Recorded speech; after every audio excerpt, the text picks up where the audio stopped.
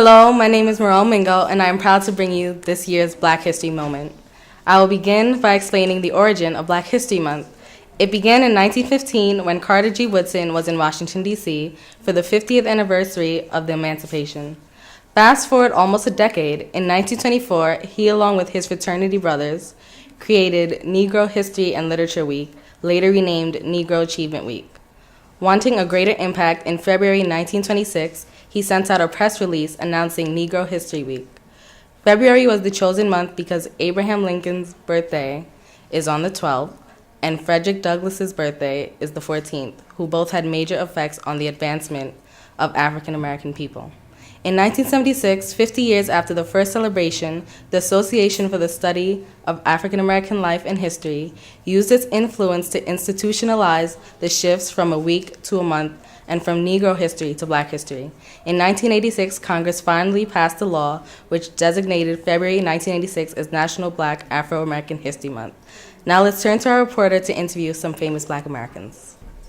Hi, Maya Angelou. It's such an honor to meet you. Nice to meet you. I'm a huge fan. Thank you. Can you tell me some of your great achievements? Yes, well, I am a historian, a poet, an educator.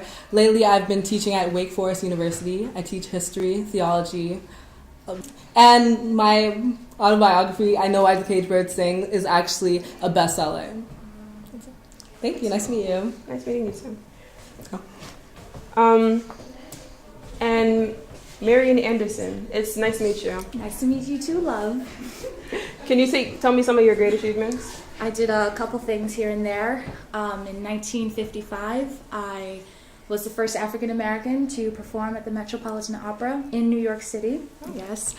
I performed for President Kennedy at the inauguration.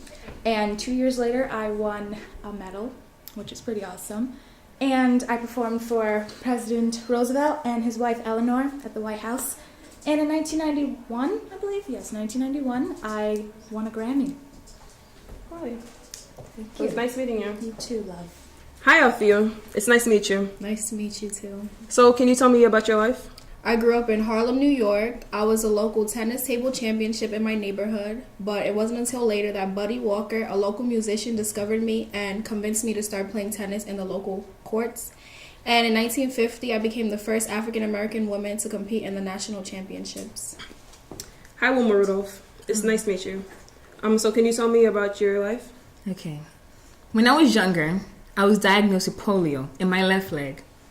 But with the help of God and my physical therapist, I was able to make it to the Olympics twice. The first time, I won a bronze medal. But through hard work, I was able to get a gold medal. Thank you all for listening. This has been brought to you by the Ladies of Color Club. Happy Black History Month!